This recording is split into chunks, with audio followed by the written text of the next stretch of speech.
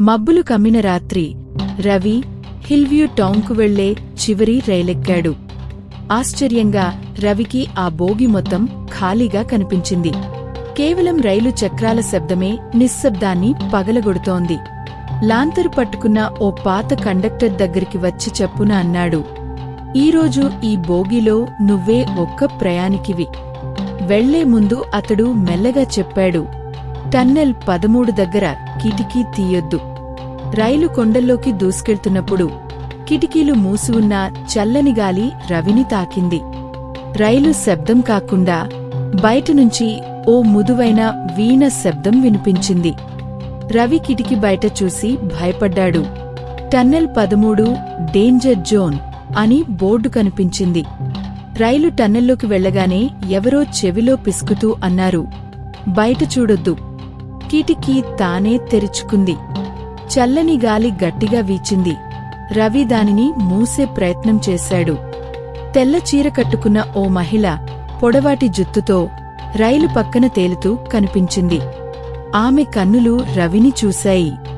నా ticket check కాలేదు, దయచేసి సహాయం చేయండి అని పిసుకుతూ అంది.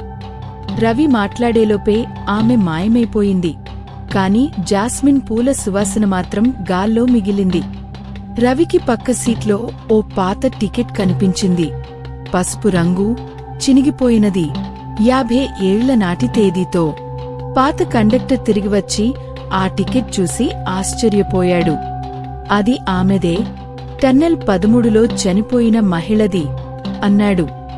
ఏళ్ల క్రితం ఒక మహిళ తన టికెట్ కోసం పరుగెత్తుతుండగా ప్రమాదంలో మరణించింది అని అతడు చెప్పాడు.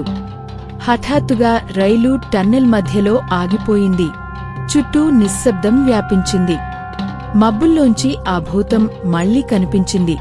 నవ్వుతూ అంది, నా టికెట్ దొరికింది, ధన్యవాదాలు. ఆమె క్రమంగా వెలుగులో కలిసిపోయింది.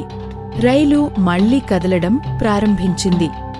ఉదయ రశ్ములు కొండలపైకి ఎగసిపడగా రైలు హిల్వ్యూ స్టేషన్ చేరింది. రవి చేతిలో ఓ జాస్మిన్ పువ్వు పట్టుకుని కిటికీ బయట చూశాడు. ఆ రోజు తర్వాత టన్నెల్ 13లో ఒంటరిగా ఎవరూ ప్రయాణించలేదు. కాని కొన్నిసార్లు గాలిలో జాస్మిన్ సువాసన మాత్రం వినిపిస్తూనే ఉంటుంది. ఈ స్టోరీ నచ్చితే లైక్ చేయండి, షేర్ చేయండి, సబ్స్క్రైబ్ చేయండి.